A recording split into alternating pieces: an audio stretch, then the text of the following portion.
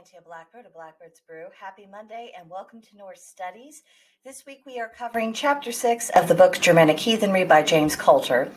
The full title of the chapter reads, Erlog, Wort, and the Movement of Time. And once again, the author begins expounding upon ideas before providing basic definitions. So we're going to do what the author ought to have done, and we're just going to start at the beginning.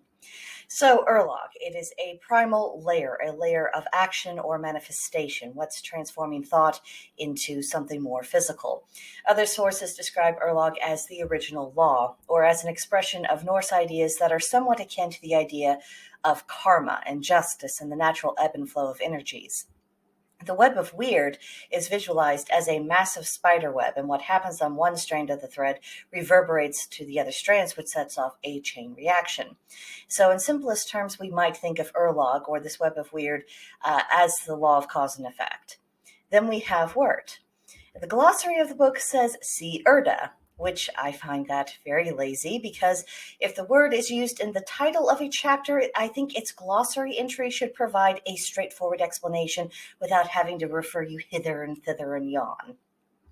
But I did look up Erda, which is foremost of Warta. She's the keeper of the great and ever-expanding past or being, aka this is Erd, who is the Norse Norn representing the past and how it shapes fate.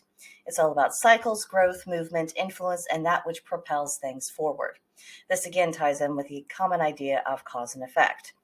Coulter insists that Erlog, Wort, and the flow of time and how it functions is foundational, and that without understanding these things, one can't get into the overall flow of the spirituality.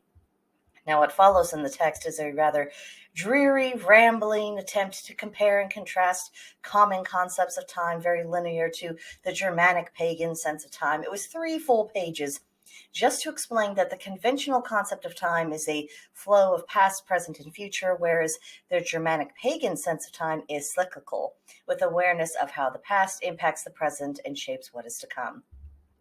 And I really can't justify elaborating any further. Just because there's words on the page, it doesn't follow that there's any amount of new information being conveyed in those words, particularly when it comes to how we perceive time. This is really not complex. Pagan paths fully acknowledge that all things, including historical moods, these things come and go in cycles.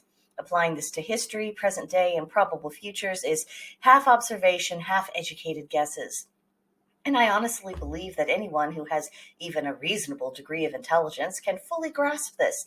I don't think it warrants embellishment or presenting this idea as though it's this massive, mysterious, complicated thing, because it just isn't. For example, the resurgence of paganism that we're seeing, this is part of the historical cycle too. And it's no accident that as paganism grows stronger, we can observe individuals who are embracing personal autonomy, taking on greater responsibility, and rejecting ideologies that are clearly control mechanisms to control people just for the sake of it. And no doubt, after paganism comes back into its full strength and has its time, there will follow an era of people who don't want to take the trouble to actually rule themselves, and then that generation will fall prey to whatever religion or form of government that's making the rounds and promising to solve everyone's problems and usher in utopia. And of course, it will be disastrous, and then once that era passes, we'll see another resurgence of pagan values. The length of time and strength of these different areas will depend upon people's conduct and the degree to which they take ideas and practices to heart.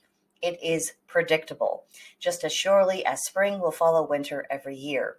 Understanding this reality does set pagans apart from other religions, so it is important to grasp the concept. I just think the premise can be explained simply and openly without getting lost in the weeds or pretending we're smarter than we actually are. And I'm getting the distinct impression is that the weeds is where the author of this book prefers to live. But that's what I have for you this week. Next week we will be getting into the Erminic spirit, so hopefully that chapter will be an improvement on this one. But there you have it.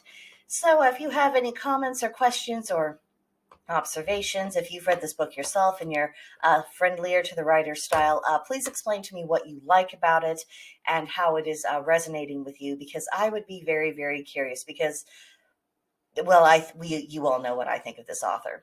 But that'll do it for now.